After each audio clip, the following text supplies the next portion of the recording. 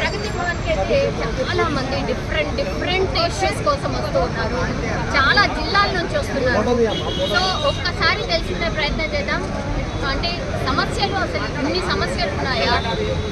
కొన్ని వేల మంది ప్రతి మంగళవారం అండ్ శుక్రవారం ఇక్కడైతే ప్రజావాణిలో తమ దరఖాస్తు ఇవ్వడం కావచ్చు, ఆ తర్వాత మా సమస్య పరిష్కారం అవుతుందా లేదా అన్నటువంటి టెన్షన్లో ఉంటున్నారు. సో ఒకసారి మాట్లాడే ప్రయత్నం చేద్దాం. ఎక్కడి నుంచి వచ్చారు, వీళ్ళ సమస్య ఏంటి అని? సంగారెడ్డి జిల్లా అండి. ప్రభుత్వ పాఠశాలలో పనిచేస్తున్నారు స్వీపర్లు, స్కావెంజర్లు, టెక్నీషియన్స్. వారిని కరోనా సాగు పేరు మీద అప్పటి కేసీఆర్ ప్రభుత్వం విధుల్లో నుంచి తొలగించినారు. ఇప్పటి వరకు కొంతమంది పనిచేస్తున్నారు, కొంతమంది పనిచేయట్లేదు. కాబట్టి అందరినీ తిరిగి విధుల్లోకి తీసుకొని వారిని ఆదుకోవాల్సిందిగా ఇక్కడికి ఇప్పుడు వచ్చిన ప్రభుత్వానికి వినతి పత్రం ఇవ్వడం జరిగింది. దాదాపుగా రాష్ట్ర వ్యాప్తంగా 27,000 మంది ఈ కార్మికులు ఉంటారు. కాబట్టి జిల్లాలో 2,500 మంది దాదాపుగా ఉంటారు. కాబట్టి వీళ్ళందరినీ కూడా చెప్పాపెట్ట మీద కరోనా సాకుతో అప్పుడు కేసీఆర్ నాయుడు వీళ్ళని విధుల్లో నుంచి తొలగించింది. అట్లాగనే పెండింగ్లో ఉన్న వాళ్ళకి ఇచ్చే శాలరీ 1,500, 2,000 రూపాయలు, 2,500 రూపాయలు మాత్రమే. ఈ గౌరవ వేతనం అనే పేరు మీద స్వచ్ఛ భారత్ అధికారుల కింద వీళ్ళని నియమించుకున్నారు. కాబట్టి వీరిని యథావిధిగా ప్రభుత్వ పాఠశాలలో 75 సంవత్సరాలుగా ఏ స్వీపర్ లేడు, అటెండర్ లేడు, టెక్నీషియన్స్ లేడు, గంట కొట్టి నీళ్లు పెట్టే వాళ్ళు కూడా లేరు. ఉన్నారా అంటే అక్కడక్కడ మాత్రమే అటెండర్స్ ఉన్నారు. వాళ్ళని రిటైర్డ్ అయితే మళ్ళీ తిరిగి తీసుకునే రివ్యూ చేసుకునే పరిస్థితులను కూడా అప్పటి ప్రభుత్వం చేయలేదు. వీరితోటి వెట్టి చాకిరి కేసీఆర్ ప్రభుత్వం ఉన్నది చేయించుకున్నారు. కాబట్టి ఇప్పుడు తిరిగి విధుల్లోకి తీసుకోవాలని ప్రభుత్వానికి అర్జీ రూపకంగా ఇవ్వడం జరిగింది.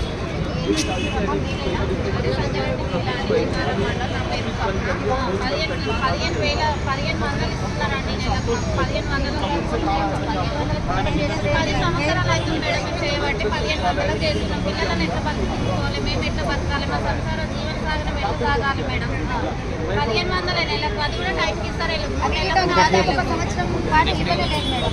ఖాళీ ఖాళీగా ఉన్న టీచర్లు 150 ఇచ్చి వాళ్ళు నీట్నెస్ ఉండడానికి పిల్లలకు అనారోగ్యం వస్తుందమ్మని మమ్మల్ని ప్రాధాన్యపడి చేయించుకున్న రోజులు ఉన్నాయి. సంవత్సరంన్నర 2 సంవత్సరాలు కరోనా టైంలో అదే కరోనా టైంలో వేరే ఉద్యోగాలకి ఉన్న ఇంటికాడ ఉన్న వాళ్ళకి కూడా లేని ఏదో సదుపాయం చేశారు. వాళ్ళ కొట్టకూడదు. మేమైతే ఇంటి శాఖ చేసి ఉన్నప్పుడు తిరిగి లేనప్పుడు క్లీనింగ్ అంటే మేము రూములు గదులు క్లీన్ చేస్తాము, వాటర్ పెడతాము, వాష్రూమ్ క్లీన్ చేసుకుంటాము, చెట్లు పెడతాము, చెట్లకు నీళ్ళు వస్తాము, గడ్డి నింపుతాము. మేము పొద్దున 6:30, 7కి వెళ్ళినామంటే సాయంత్రం చాలా లేచుకొని మళ్ళీ 6 వరకు మేము ఇళ్ళకి రాము. మేము ఏదైనా ఎక్కడైనా వెళ్తున్నామంటే మేము గవర్నమెంట్ జాబ్లో పర్మిషన్ తీసుకొని పోయినట్టు పోవాలి. అట్లాంటి మన ఊరి మనబడి అని పెట్టి వాస్తవమే. అక్కడ ఉన్న వాళ్ళు ఎలా ఉన్నారు, ఎలా చేస్తున్నారు, పిల్లలు గవర్నమెంట్ స్కూల్లో జాయిన్ చేయమని బాగానే చెప్తున్నారు.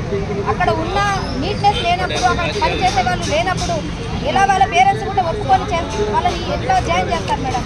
అందుకే చాలామంది మేము అక్కడ ఉండి చూస్తున్నాము. అలా ఇక్కడ నీట్నెస్ లేదు, ఆయా లేదు, ఇక్కడ ఎవరు లేరు, చీపర్లు లేరు. అట్లాంటప్పుడు కొన్ని ఊర్లలో, కొన్ని గ్రామాలలో పిల్లలే ఫీజు తెచ్చుకునే సందర్భాలు కూడా ఉన్నాయి.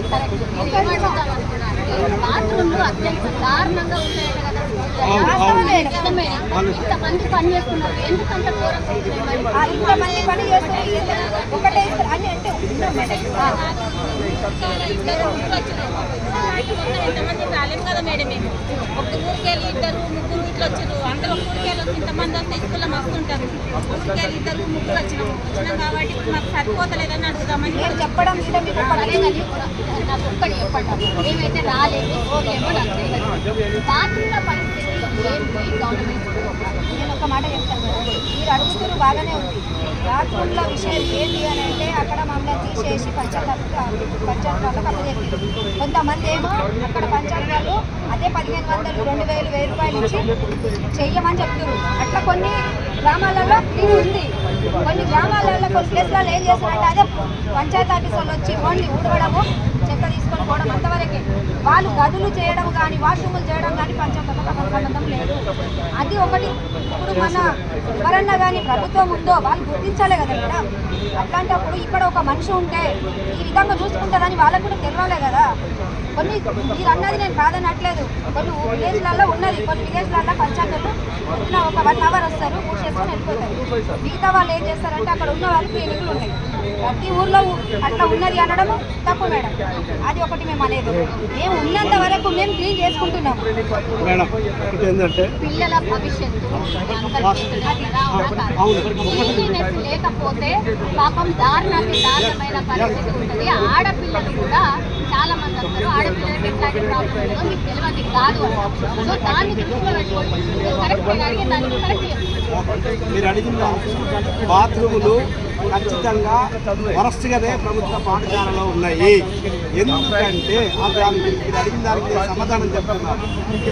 ఈ స్కావెంజర్లను సీపర్లను ఎప్పుడైతే కేసీఆర్ తొలగించినాడో ఆ రోజు నుండి వారిని గ్రామ పంచాయతీలకు ఎప్పుడైతే అప్పచెప్పినారో ఆ రోజు నుండి ఈ బాత్రూములు కానీ ఎలాంటి టాయిలెట్స్ కానీ కడగలేని పరిస్థితి, వాళ్ళు పరిశుభ్రంగా ఉంచలేని పరిస్థితి. ఎందుకంటే వాళ్ళు రోడ్డు మీద చెత్త తీసుకొని వెళ్ళిపోయాడు. ఆ రోడ్డు సాల్వ్ చేసుకుంటే అదే టైం సరిపోలేదు. కాబట్టి లోపలికి వచ్చి ఆ బాత్రూమ్ సాల్వ్ చేయాలి, ఇది సాల్వ్ చేయాలి, ఎవరు చూస్తున్నారు, ఎవరు కోరుతున్నారు అనేసి పట్టించుకొని ఈ గ్రామ పంచాయతీ కార్మికులు, గ్రామ పంచాయతీలు ఎవరైతే ఉన్నారో ఆ పాఠశాలలో మరుగుదొడ్లను పట్టించుకోలేదు, పరిశుభ్రంగా ఉంచలేదు.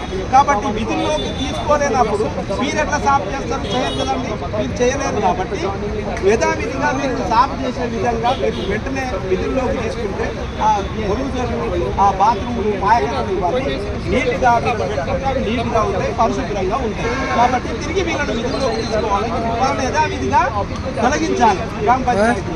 కాబట్టి వీరిని విద్యాశాఖ కిందనే ఉంచాలనేది డిమాండ్. మరి కరోనా అప్పుడు మంచుకున్నాయా? ఇప్పుడు ఎట్లున్నాయి మరి?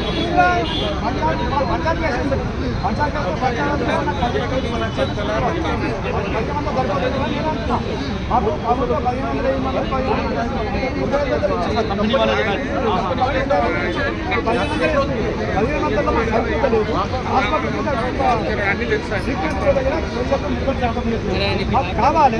ఎంత డిమాండ్? ఏం కావాలి?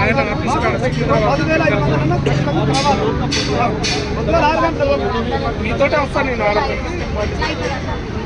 పొద్దుగా 4 గంటలకు పోతే మళ్ళీ 6 మేడం, కారాలు వేసుకోవాలి, రాసులు ఉండాలి, నీళ్ళు పట్టాలి.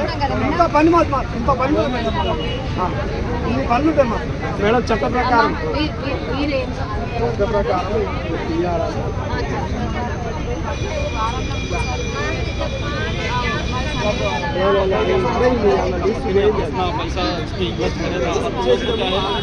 आशा रहता है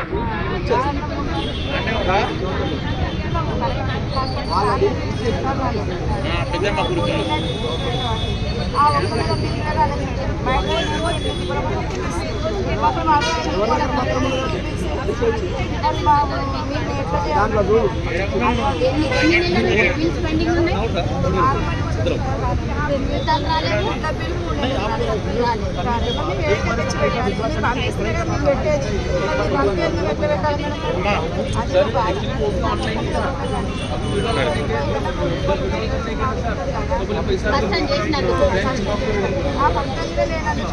ఏం చెయ్యాలి?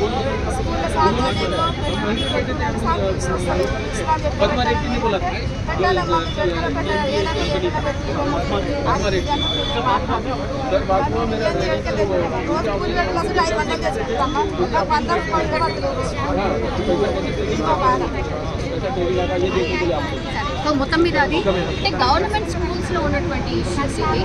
అంటే చాలామంది ఇట్లా గవర్నమెంట్ స్కూల్స్కి అనుబంధంగా పనిచేసే వాళ్ళు చాలామంది ఉన్నారు. వాళ్ళు కూడా ఒకటే కోరుతున్నారు, స్కూల్స్కి అనుబంధంగా ఏవైతే ఇవన్నీ ఇష్యూస్ ఏవైతే ఉన్నాయో వీటన్నిటిని కూడా అడ్రస్ చేయండి. మేము అడుగుతుంది ఒకటే, మేము పూర్తిగా క్లాస్ రూమ్స్ కావచ్చు, లేదంటే స్కూల్లో ఉన్నటువంటి మరుగుదొడ్లు కావచ్చు, ఇవన్నీ కూడా క్లీన్నెస్ కూడా ఇంపార్టెంట్. సో మేమందరం కూడా కొన్నేళ్ల నుంచి పనిచేస్తున్నాం, ఓర్చుకున్నాం, మాకు కూడా గౌరవ వేతనం కావాలి, మమ్మల్ని కూడా కొంత చూడండి అన్న రిక్వెస్ట్ కోసం అయితే ప్రజావాణి దగ్గరికి వచ్చి అప్లికేషన్ పెట్టారు. వాళ్ళ సమస్యను అయితే చెప్పడం జరిగింది. మరి వాళ్ళ సమస్యని గవర్నమెంట్ ఎంత సీరియస్గా దృష్టి పెట్టబోతోంది, ఎందుకంటే స్కూల్స్ పైన ప్రత్యేక దృష్టి పెట్టబోతోందన్న వార్తలు ఇస్తున్న నేపథ్యంలో ఇవన్నీ కూడా త్వరలోనే అడ్రస్ చేసే అవకాశం ఉన్నటువంటి ఆశాభావం అయితే ఇక్కడ ఉన్నటువంటి